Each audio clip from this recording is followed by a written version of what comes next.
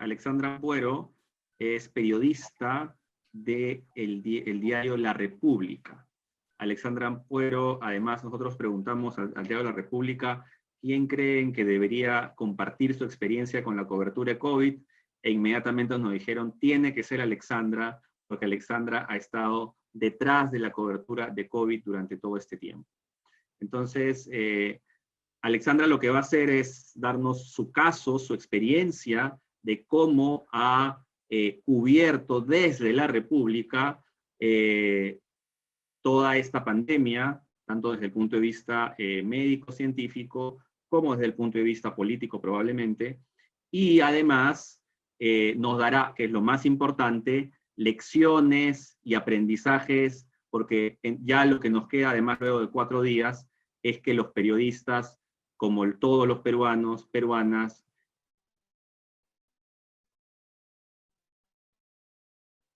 hemos ido aprendiendo, y por lo tanto hay mucho que este espacio también es un espacio para compartir esos aprendizajes y que sirvan de herramientas. Alexandra, no sé si me olvidé de decir algo, pero te dejo para que expongas, no sé si puedes, si tienes presentación, la compartes, y si no, te dejo nomás para que nos cuentes lo que tengas que decir. Gracias por acompañarnos y por aceptar la invitación.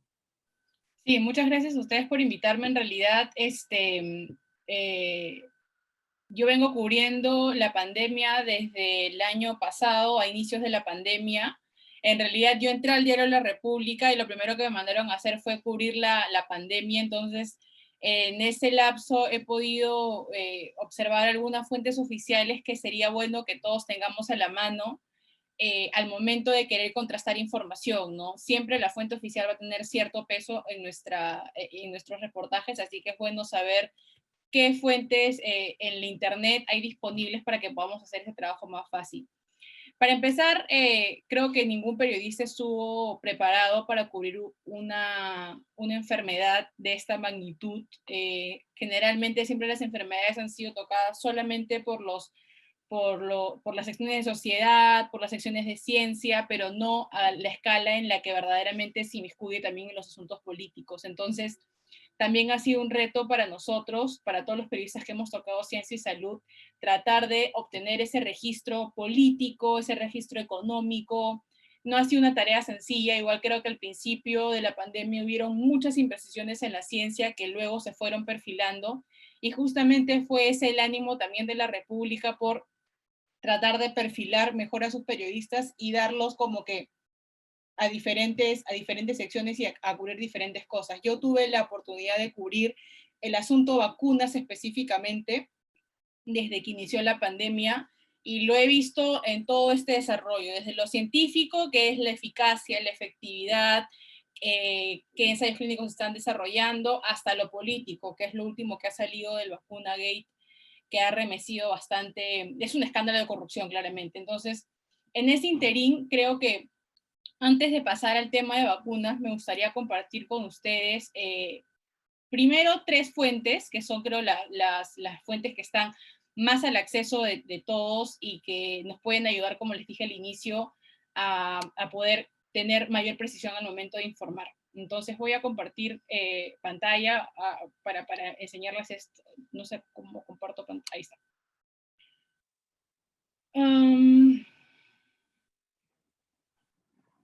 ¿Todo bien? Sí, Sí. identificaste, ya se está viendo, perfecto. Sí, primero para empezar, está esta fuente maravillosa que se llama Transparencia Económica Consulta Amigable.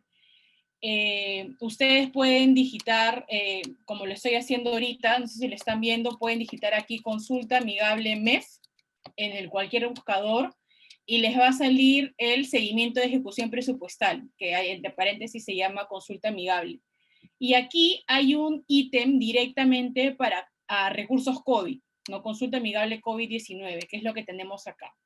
Entonces, en esta web ustedes van a poder ver todos los gastos que se han hecho respecto al COVID-19, tanto a nivel nacional, a nivel local, a nivel regional. Si es que seleccionamos a nivel nacional, tenemos también a la presidencia del Consejo de Ministros, al Ministerio de Cultura, todos los ministerios y los sectores que hay habidos en nuestro Poder Ejecutivo. Entonces, esta herramienta nos va a permitir nosotros saber cuánto y cómo se está gastando el presupuesto asignado para recursos COVID. Una de las primeras notas en las que yo utilicé esta herramienta fue en la de acá, la compra estatal de medicamentos, que fue la primera nota grande que hice sobre este tema de los medicamentos COVID, ¿no? Básicamente el ministro, unas semanas antes, el ministro de Salud, que en ese entonces era Víctor Zamora, dijo que el hecho que la compra de medicamentos sea tan diversa y sea tan complicada en el Estado hacía que la respuesta del gobierno a la pandemia sea deficiente. Entonces, tanto a mis jefes como a mí nos llamó la atención esa declaración y emprendimos una búsqueda de cómo se compran medicamentos en el Estado. Entonces, el resultado de esto fueron las páginas centrales, en un ratito que cargue, y básicamente ahondamos en cómo se compran medicamentos en el Estado, y ahí lo primero de lo que me di cuenta es que es demasiado diversa la compra. Es decir, no solamente depende del Ministerio de Salud, sino que también depende de los gobiernos regionales, depende de la policía, depende de las Fuerzas Armadas, y es como si cada institución sanitaria en este país comprara por sí sola, haciendo caso omiso al ente máximo que se llama Senares, que ya todos lo debemos conocer por el asunto de las vacunas. Sabemos que Senares es como que las personas, o la entidad, mejor dicho, que compra y que recluta, o que reúne, mejor dicho, medicamentos dentro del Estado. Eso por el lado de los medicamentos. Creo que igual no se logra cargar bien esta presentación, no importa. Se puede ver acá, creo que está la versión web. Ahí está. Entonces, el resultado de esto fue un texto en el que nos dimos cuenta de lo que ya les estaba comentando. Igual, claro, la fuente principal para esto fue la web de consulta amigable, porque eso me permitía ver, por ejemplo, ¿no? Si yo retrocedo un paso y me voy a nivel de gobierno, yo puedo presionar gobierno nacional y ver cómo se estructura el gasto. Y yo doy clic, clic, clic a eso y voy a encontrar una pestaña que dice medicamentos, y me voy a dar cuenta que los medicamentos se compran en todos lados, no solamente parte del MINS, sino que parte de varias sanidades. Entonces, como ustedes ven, es una cuestión también de aquí ir indagando, como que meterse de lleno a la búsqueda, porque sí, es bien complicado el manejo, pero es también intuitivo. Entonces, esa información, aquí como ven, lo compra la PCM, hasta el Poder Judicial, inclusive. El Poder Judicial lo compra para el INPE, los centros penitenciarios. Los centros penitenciarios compran sus medicamentos por sí solos, etcétera. Entonces, eso dio como resultado esta nota, que igual fue contrastada también con voces, porque siempre es importante que la información dura, los datos duros, los podamos contrastar con voces. El ex ministro de Salud, Óscar Ugarte, ¿no?, que en ese momento era gerente central de operaciones en Salud. Hablamos con un ex jefe de Senares, que es esta entidad que compra medicamentos para todos, en teoría. Y hablamos también con el representante de la Asociación de Contribuyentes del Perú, que nos decía tenía números aproximados de la caótica compra de medicamentos en el país, y etcétera. Entonces, esto me enseñó la importancia, creo que, como les digo, fue la primera nota grande que pude hacer, y me enseñó la importancia de a los documentos vestirlos con voces humanas, porque sobre todo cuando se comunica ciencia, cuando se comunica salud, es muy importante que a las personas, a nuestros lectores, que generalmente no ven mucho estos temas, o que no están acostumbrados de repente a leer todo el día sobre esto, les sea reconocible la información que le estamos presentando. Entonces, por esa parte, me parece que es una de las primeras lecciones, no siempre, o sea, nunca basar una nota en una filtración, en un documento, sino tratar de vestirlo con otras voces que puedan darle un rostro a nuestra historia, porque al final de lo que se trata es de contar historias. Entonces, para terminar, a esa nota también le fueron muy útil el uso de esta web, que es la web del Senares. Y en esta web nos dice cuánto el gobierno en general, ya no hablando del MINSA ni de las sanidades, sino en general, el gobierno, qué compras ha hecho, qué compras sanitarias ha hecho, ¿no? Tanto mamelucos como mascarillas, también podemos ver oxígeno, podemos ver medicamentos, detergente, o sea, cuánto material se está utilizando para las sanidades, para los hospitales y cómo se están comprando, a qué empresas, etcétera. Entonces creo que son dos cosas bastante útiles para sobre todo tratar temas de salud en este país, ¿no? Tanto la web de Consulta Amigable como la web de Cenares, que se digita así, Cenares, y ponen, y le sale como primera opción. Entonces, más adelante el tema ya se fue haciendo político. Y, a ver, voy a dejar de compartir la pantalla. El tema se fue haciendo político y la salud ya no solamente le correspondía a los que a las personas que tocábamos temas de salud, sino le competía a todos. Entonces, en ese sentido, cuando empezó la compra de vacunas, muchos no sabíamos de qué trataba un ensayo clínico ni cómo se estaba tratando. Entonces, el hecho de no haber entendido bien ese proceso desemboca en, por ejemplo, lo que hemos visto ayer, ¿no? Que un programa sacó una información sobre un ensayo clínico que todavía no está terminado y con una mala interpretación. Entonces es importante y es como un caso retroactivo, ¿no? Es, claro, una lección que yo aprendí en agosto, pero que la veo reflejada ahora en marzo del 2021, casi medio año después.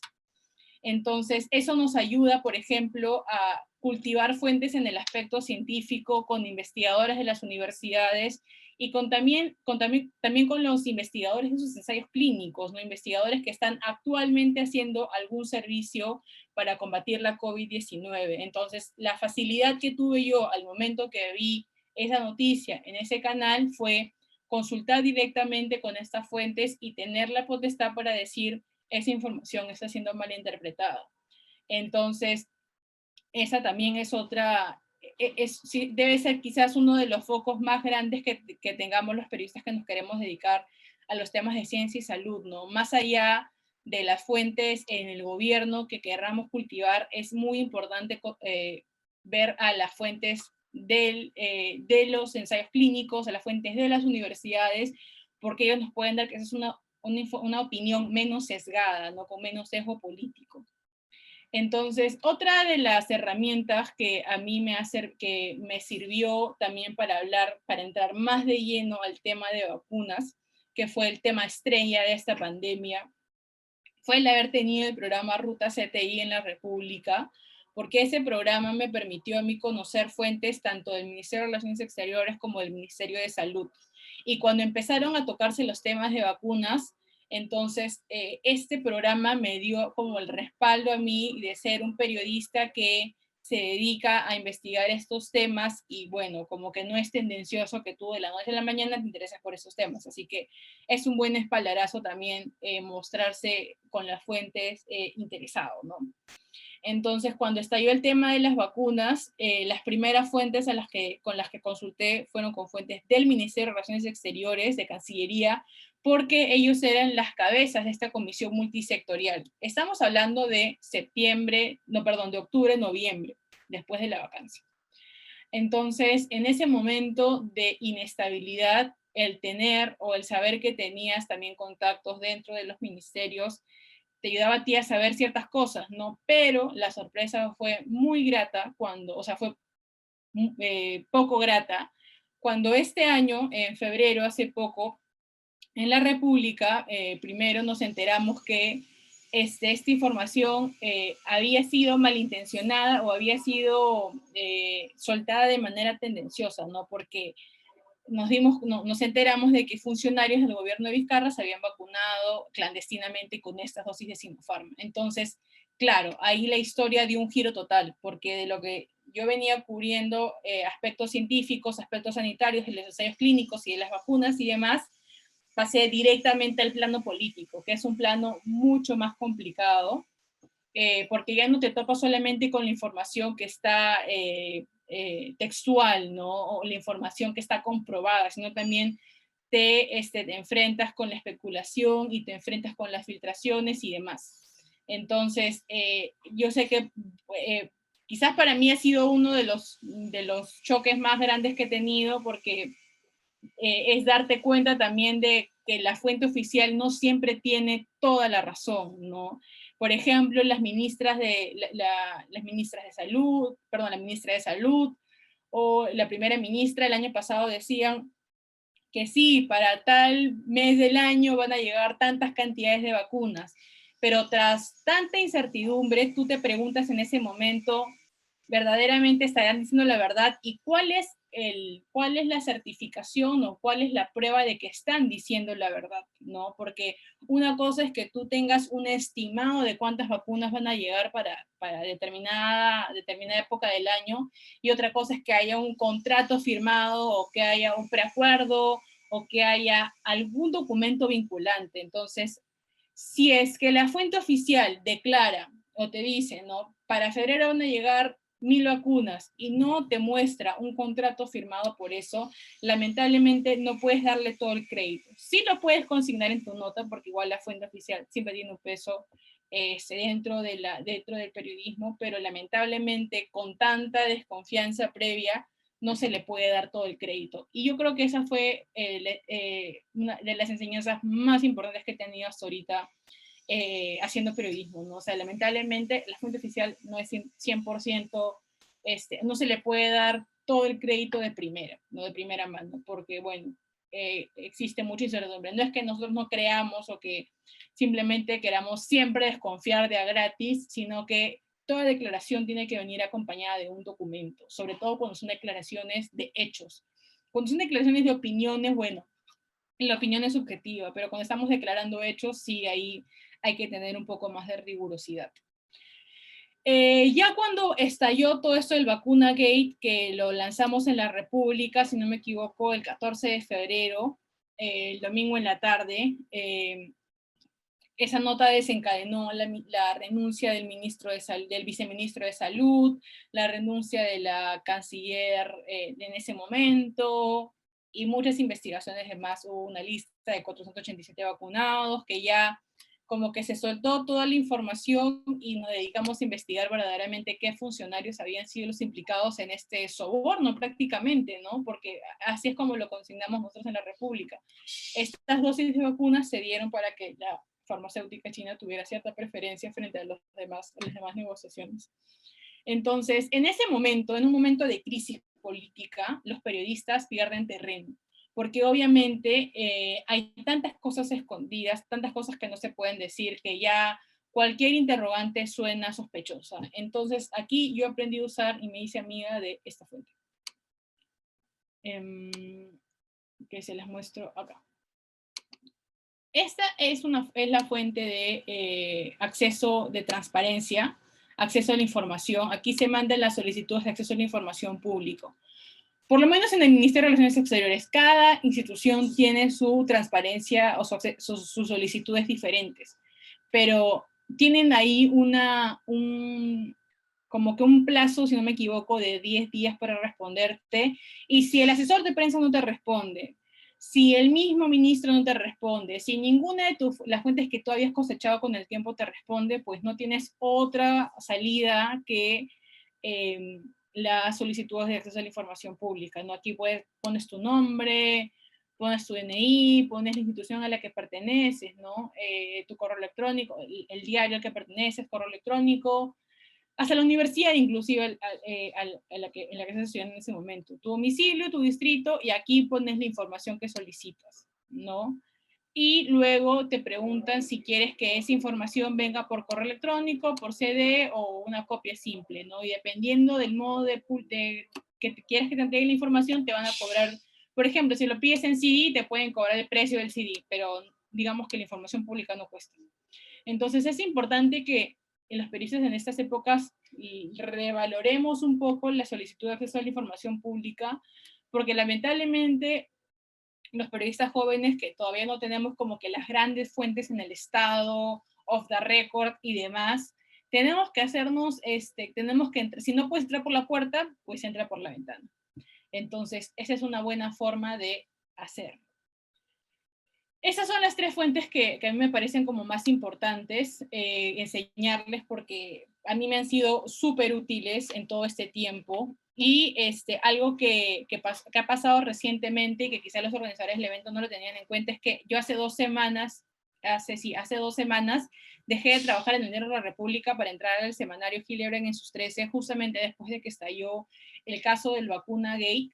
Y algo que traté de tocar apenas entré al nuevo medio de comunicación fueron las historias. O sea, todo el mundo en ese momento estaba inmerso en el dato, en publicar, en contrastar los datos, en verificarlos, en ver si el vacunado tal coincidía con el puesto tal y pertenecía a la institución tal. Entonces, el estar inmersos en esa vorágine de información nos hacía perdernos un poco de las historias. ¿A qué me refiero con historias? Pues a las que tienen rostro humano, ¿no? Y la primera nota que publiqué en el semanario Killerman en sus 13 fue la historia de Arturo Jarama, que es pues quien por parte de Cancillería lideró todo ese tema de las negociaciones oscuras, ¿no? Con Sinopharm. Entonces, mucho se decía de quiénes tenían la culpa, que la Cancillería, que el Ministerio de Salud, la ministra Macetti renunció, etcétera. Entonces, pero no conocíamos como que la verdadera historia de esos negociadores o de esos culpables, ¿no? Entonces, haciendo esa nota que me llevó casi 4 días, se investigan qué cosas, ¿no? Para elaborar, para contar la historia del personaje que estuvo detrás de un hecho tan cuestionable, ¿no? Se investigan sus antecedentes, o sea, qué otros cargos públicos ha ocupado, ¿no? ¿Qué lo hace merecedor del cargo que ostentó en el Ministerio de Relaciones Exteriores? Pues investigamos eso. Luego, ¿qué desempeño tuvo en esos cargos, no? Luego, ¿cómo ascendió al cargo que tiene ahora? Nos dimos cuenta en el semanario de que este personaje, el personaje de Arturo Jarama en la Cancillería, ascendió de cargo, porque en el servicio diplomático hay una cosa que se llama embajador, que es como el cargo máximo. Entonces él ascendió a embajador y de lo que estaba en el puesto 33 pasó al puesto 1. Y es un cambio súper radical, o sea, de pasar del puesto 33 al puesto 1 es como súper radical. Entonces averiguamos también cómo es que se había dado ese proceso, a qué otros familiares él había vacunado, ¿no? Porque fue el único funcionario de Cancillería que logró vacunar a familiares, ¿no? Que eran súper ajenos a la investigación. Nosotros conseguimos de que la esposa nos hable y nos diga cuáles fueron las razones de su vacunación.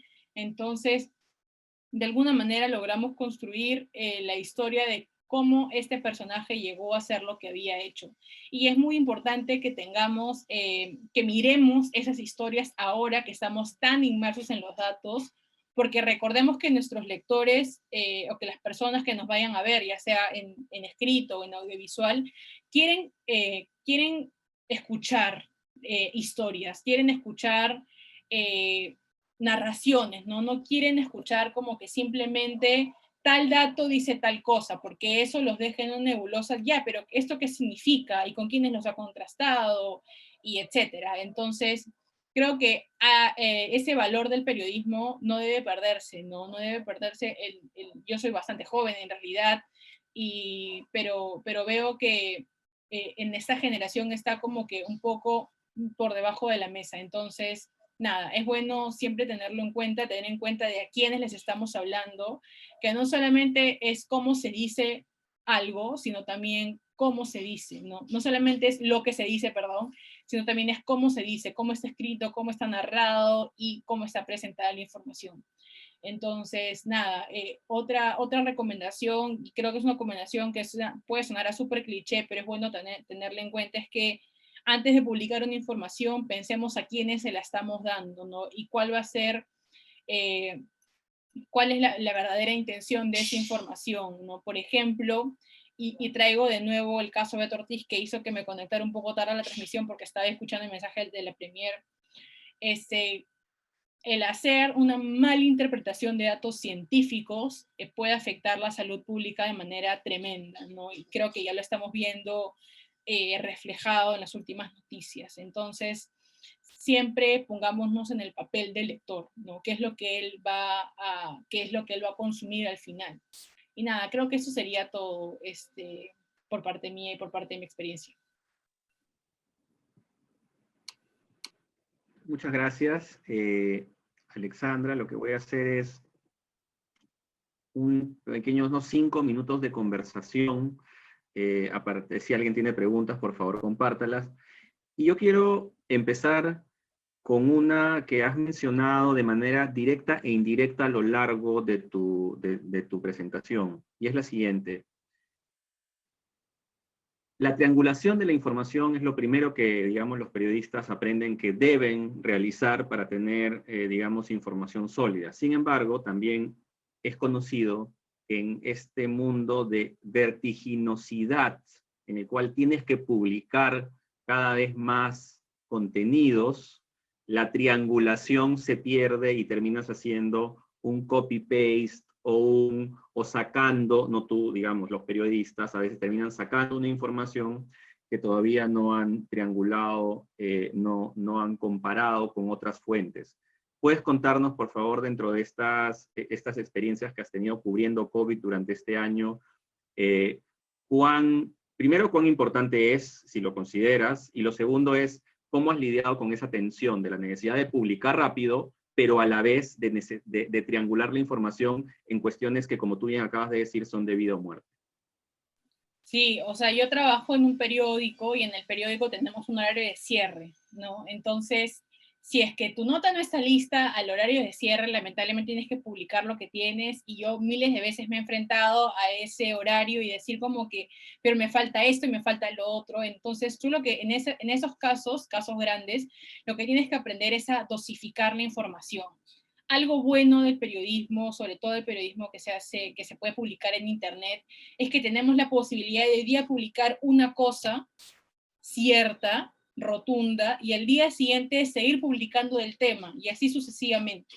O sea, no desesperarnos quizás por en una sola nota meter ya todo el asunto, sino también aceptar que en nuestra calidad de seres humanos, que lamentablemente no pueden hacer todo a la vez, o sea, dosificar y tener en cuenta, bueno, tengo esta información, solamente tengo esto seguro, y lo demás que aún no lo compruebo y no me alcanza tiempo para comprobarlo, pues lo dejo para mañana o para pasado o para cuando pueda comprobarlo. Entonces ahí entra mucho el criterio del periodista en aceptar también hasta dónde llega su poder de publicación en ese momento.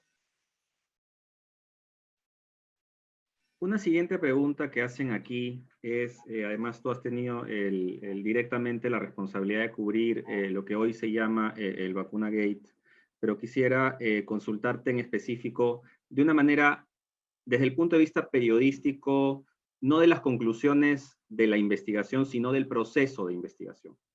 ¿Cómo fue que ustedes de la República se enteran del problema y luego poco a poco van investigando y van recogiendo más información sobre el tema, de manera de que los periodistas acá presentes conocen, digamos, el detrás de bambalinas, ¿no? Sí, desde que el periodista Carlos Paredes dijo de que el expresidente Vizcarra se había vacunado, ya la vorágine de información también cambió muchísimo, ¿no?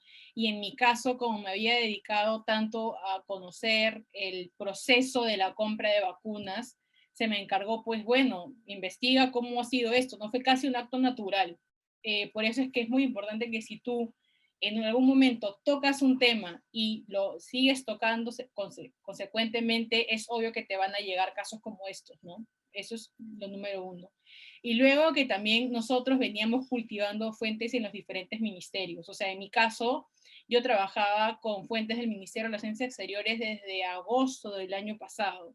Entonces era lógico que, y como les mencioné también en la presentación, ¿no? Este espaldarazo que me dio el programa, en ese caso, como que persona tal, ¿no? Porque obviamente no puedo revelar el nombre de mi fuente ni qué categoría tenía, pero cómo se dio esto, cómo se dio lo otro. Entonces, esa conversación a lo largo de los meses desencadena, tanto en el Ministerio de Relaciones Exteriores como en el Ministerio de Salud, desencadena que luego se llega a saber esto, ¿no? O sea, a nosotros nos enteramos, o sea, preguntando que las vacunaciones irregulares se habían dado a más funcionarios aparte de Vizcarra, y en ese momento, como yo había tenido cierto contacto con el doctor Málaga por el asunto de los ensayos clínicos, tenía su número, creo que me tenía guardada inclusive, y me acuerdo que ningún medio podía conseguir hablar con él en ese momento porque todos lo bombardeaban, pero yo lo llamé un domingo a las 4 de la tarde, me acuerdo, y le dije, doctor, sé que usted no puede revelarme cuál ha sido todo el meollo de la vacunación, pero quiero que me responda esta pregunta en específico, ¿no? Más funcionarios se vacunaron y bueno, él ahí también entra al tallar tu reputación, ¿no? Si ve que eres una periodista que de la noche a la mañana se dedica a este tema, pues la confianza baja, ¿no? Pero si ve que es un periodista que constantemente ha venido viendo estos temas, pues la confianza sube. Eso por un lado. Y por otro lado está justamente en esto, en la pregunta precisa, ¿no? ¿Cuántas dosis o cuántos eran los trabajadores de los ensayos clínicos? Eran solamente 600. ¿Y cuántas dosis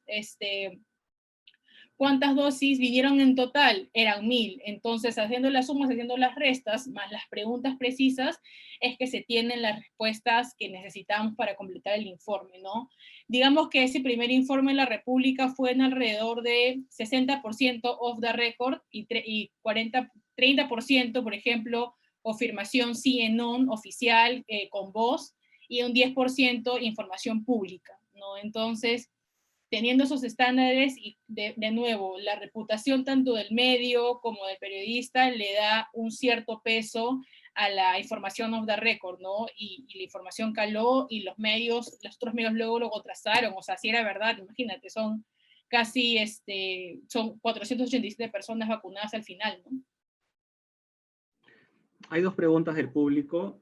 Una es, dice, a partir de su experiencia en la cobertura del uso web oficiales, ¿qué se podría mejorar en Cenares, ¿no? Una actualización que creaste información adicional que necesitabas en Cenares, que no estaba.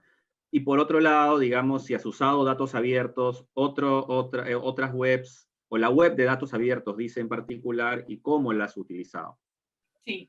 En el caso de escenarios me parece que la información igual está presentada de manera muy básica, ¿no? Como se dan cuenta, los dibujos y los esquemas de información son súper básicos, pero lo bueno es que es bien orgánico. O sea, tú haces un clic y ya te despliega toda la información ordenada y intuitivamente, sin ser como que muy especializado en los temas de manejo de tecnologías, ya puedes dar con la información, que era lo que no pasaba antes, ¿no? Antes tenías que saber muy bien cómo funcionaban tales ordenadores para saber cómo funcionaba esa información. Entonces, sí, está hecho de una manera muy como básica, pero a la vez intuitiva, orgánica. Entonces, es un beneficio, pero también también tiene ahí sus secuelas, pero yo me quedo con eso, de que el uso es bastante fácil. O sea, yo me quedaba navegando en la web pues unas 3 horas y ya, aprendía cómo manejarla y lo podía hacer, no necesitaba como que mayor asesoría especializada o técnica. Y en el caso de datos abiertos, me acuerdo que una vez intenté bajarlos y ordenarlos yo en un Excel, y tratar de cotejarlos y hacer todo eso, pero me demoré todo el día en dar con un dato, ¿no? O con una información que al final no era tan importante. Entonces, felizmente que hay iniciativas de la sociedad civil que hacen esa tarea, ¿no? Analizan datos y lo hacen de forma pública, forma abierta, como la web de Open Data, por ejemplo, ¿no? Que analiza los datos de SINADEF, etcétera. Entonces es muy importante que uno tengamos mapeado estos centros, estas agrupaciones, etcétera, y dos, que también podamos conversar con los que dirigen esas iniciativas, porque siempre va a haber una explicación detrás de esos datos o detrás de cómo son esos datos que puede ser muy útil para la nota. Por ejemplo, me acuerdo que cuando apareció este tema de subregistro de muertos por COVID, creo que era la primera vez que en Perú teníamos me acuerdo que IDL hizo la corroboración así, en campo, ¿no? Consultó los crematorios y preguntó, etcétera. Pero también me acuerdo que un economista de San Marcos, que había estado luego en Harvard, hizo como que una estimación con un grupo de amigos economistas, o sea, se juntaron así y decidieron analizar esos datos y también dieron con ese resultado. Entonces, yo no me fui por el lado del campo, sino me fui por el lado de la técnica y consulté con ese investigador, le pregunté cómo había sido todo el proceso, entendí bien de qué había sido, porque no porque un dato es científico ya le damos total veracidad, también tenemos que nosotros conocer el proceso de ese dato. Entonces, y nada, y eso le dio este rostro humano a la historia, ¿no? De cómo el subregistro en Lima era 3 veces mayor a las cifras oficiales que daba el MINSA. Entonces, ya el periodista tiene formas también de narrar las cosas, formas de contarlas, así que ya ahí se las ingenia, pero es muy importante también darnos el tiempo, no es solamente ver el dato o ver la web, sino también conversar con los investigadores. Y entiendo que apoyarse en organizaciones o personas para la interpretación de los datos abiertos, Exacto. que digamos, la información está ahí, pero no quiere decir que inmediatamente tú vas a poder leer ahí la información, sino que hay un proceso de organización y de identificación de la información que se quiere, que a veces las redacciones no necesariamente tienen, y por eso tienen que jugar en pared con organizaciones de la sociedad civil. Claro, y algo que ahí es bien importante es que en los diarios, en los medios no tenemos un editor de ciencia, ¿no? O alguien que haga comunicación científica. Entonces es muy importante encontrar como que estas personas que en su buena fe como que nos dan ese espacio y nos dejan conversar con ellos, aunque sea una hora, porque, por ejemplo, volviendo al caso de la información que se soltó ayer en Willax, cuando vimos ese cuadro que ellos mostraron ahí, lo lógico no era analizarlo con un bioquímico, sino analizarlo pues con un epidemiólogo, con un inmunólogo que supiera leer esos datos. Entonces, algo que a mí me sirve, y que también lo mencioné al inicio creo que de la charla, es que en ese momento pude automáticamente ir con esas fuentes que ya las había cultivado previamente para consultarles, pero podemos creer en esa información, pero es que el PCR positivo no mide eficacia, entonces, nada, son un juego de términos que al final te terminan diciendo cómo se puede interpretar la información, porque el periodista solo, lamentablemente, no tiene la capacidad suficiente para interpretar la información científica, tiene que ir siempre acompañado de un especialista en la materia. Perfecto. Y una última pregunta, Alexandra, para ya ir al cierre, es una pregunta más de tipo de reputación, digamos, como periodista, y dice, tú lo debes estar leyendo también, si el hecho de que te cambies de la República a Hildebrand en sus 13 no puede jugar en contra en materia de acceso a información, si tus fuentes te pueden haber cerrado la puerta por eso. Sí, definitivamente, inclusive desde el caso del Vacunagate, varias fuentes, o sea, siempre cuando sueltas información incómoda, siempre algunas fuentes se te van a cerrar, pero no podemos poner en juego la información por la confianza que tengamos con la fuente. Si nosotros descubrimos que la fuente está haciendo cosas que no debe hacer, pues lamentablemente no tenemos de otra que exponer por lo menos la información, ¿no? Nunca la fuente, por un tema de off the record.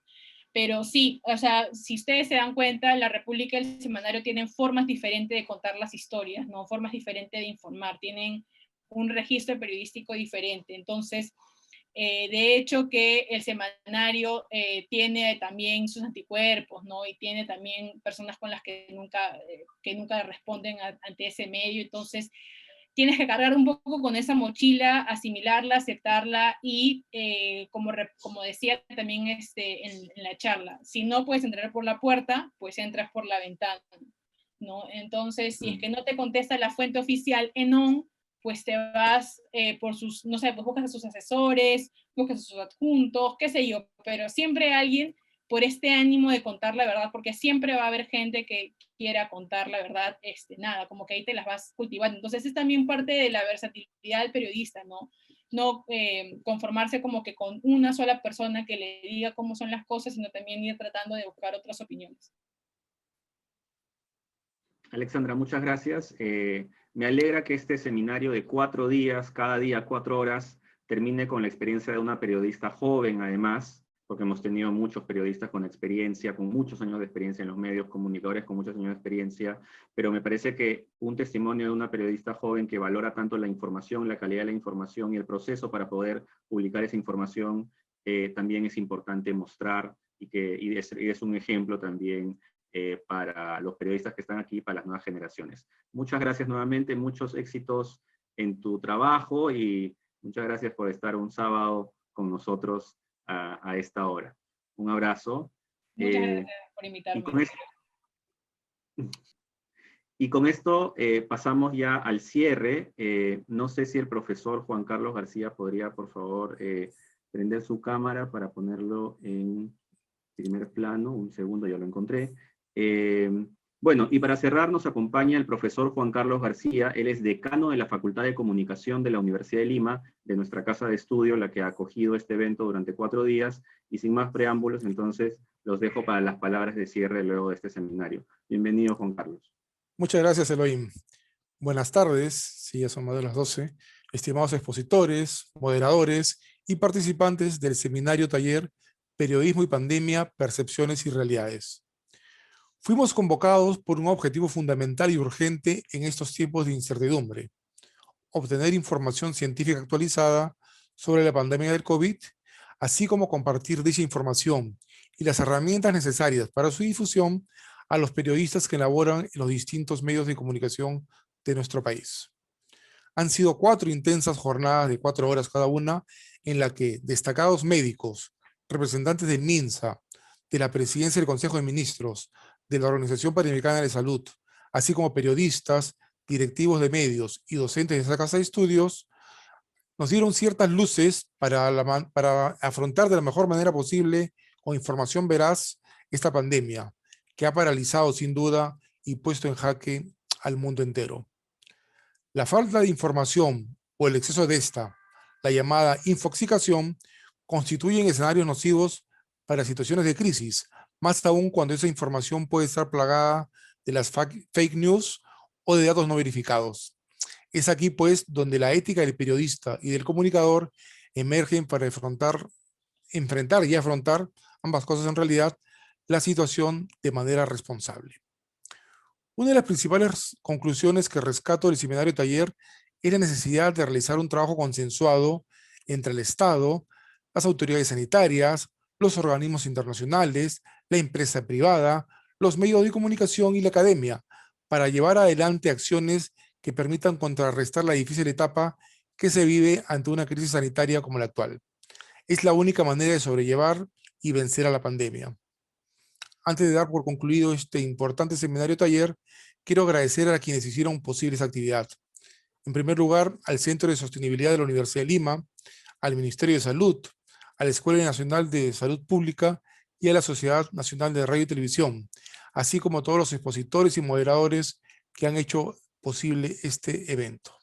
Y por supuesto, a ustedes, estimados participantes, por su presencia durante esas 4 fechas, en donde compartieron experiencias que enriquecieron el debate. Un agradecimiento en nombre de la Universidad de Lima. Espero, pues, que esta crítica situación, que sin duda nos agobia, llegue pronto a su fin. Deseo que ustedes y sus familias tengan buena salud y mucha paciencia. Anhelo que dentro de pocos meses volvamos a encontrarnos en otro evento, ya no a través de pantallas, sino de manera presencial en el campus de la Universidad de Lima. Que así sea. Muchas gracias.